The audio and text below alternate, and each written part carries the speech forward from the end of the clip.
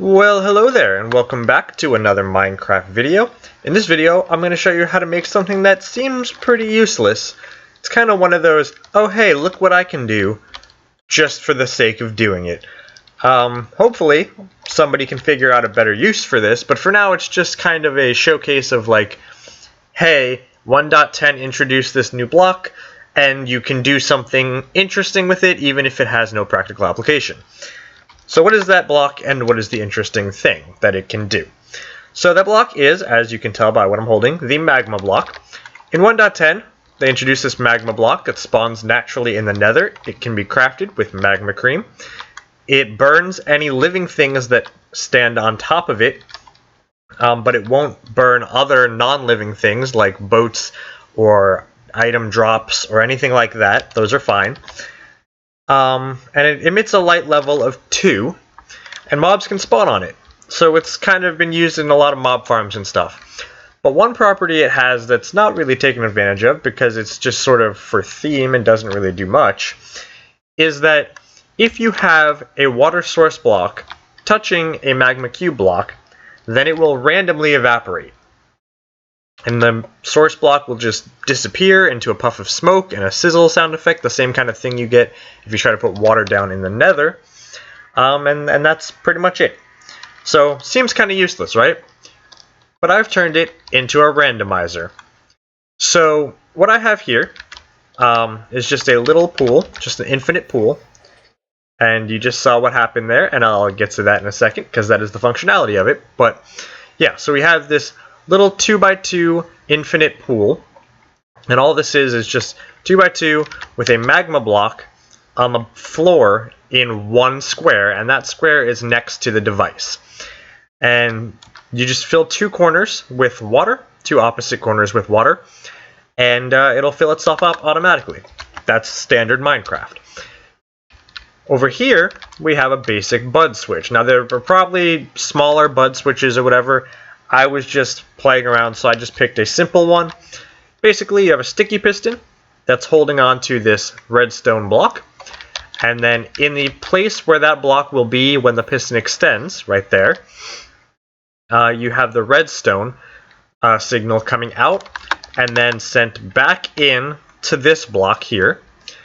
And in this block, you have a torch, which powers this, which will power this dust. And then you have a repeater strongly powering a block here, which is 1 block above this. So you have the piston, you have a block of air, or anything really, and then you have the solid block here. And this is a bud switch.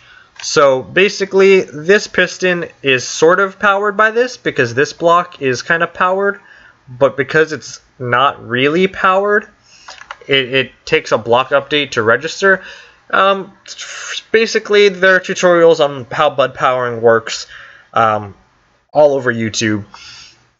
But in essence, it was originally a bug. This piston was never supposed to be powered, but people started using it, so they kept it in the game. And in the latest versions of the code that I've read, they actually explicitly check for this, so they turned a bug into a feature. But yeah, so what this means is, this is powered, but this piston is retracted.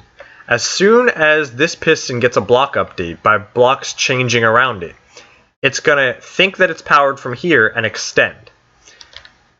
And then it's going to stay like that. But once it extends, 2 ticks later, because of these repeaters, well, 3 ticks, because this also adds a tick of delay. So 3 ticks later, that redstone signal from the block will come back around, find its way up here, and turn this off. So now, the power source that was powering this piston is off, but it doesn't know it yet, for the same reason it didn't know it was powered before, because it's actually a block away. So it'll stay over here until it gets another block update. It'll realize it's not powered anymore, and it'll retract, and the whole thing starts all over again. So that's how this bud switch works. This is a bud flip-flop, actually, because one update will set it, and then one will reset it again. So it doesn't reset itself automatically. Yeah, and so that's pretty much it. And the idea here is, because this water block is touching this piston, if that water block ever changes, it's going to actually trigger this piston. So, on a random tick, this magma block will evaporate the water block. It'll turn it into air. This piston will get a block update, and it will extend. And then these water sources around the edges here will fill back in this block with water again, and now it goes from air to water, which triggers another block update, and the piston will retract.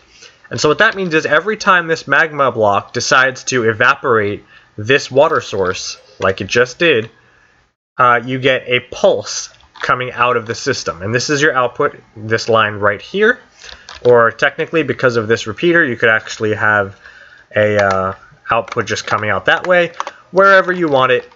But yeah, so you'll get a pulse every time this decides to evaporate. And because this evaporates on a random tick, you can kind of use this as a randomizer.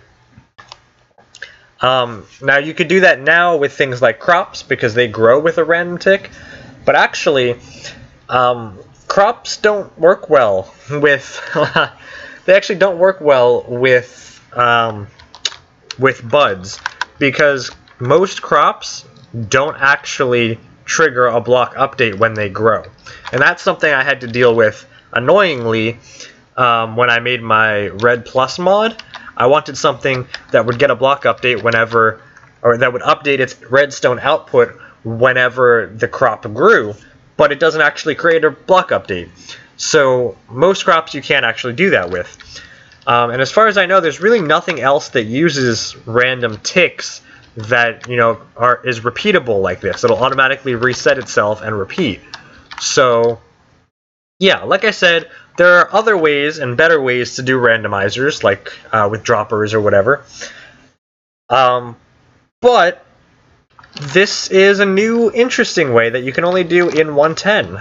So who knows? Maybe someone will find a use for it. If you do, you know, make a video about it and post it as a reply, or just, I don't know, does YouTube even have video replies anymore? I don't even know. Or just, you know, tell me your idea in the comments below. This is a community and we build things together. So just, if you have any ideas for what this might be used for, let me know in the comments below. So yeah, we've got ourselves a random tick detector, more or less, whatever that could be used for. So yeah, magma block random tick detector in 1.10. So, until next time, keep detecting random ticks, keep updating your blocks, and keep redstoning.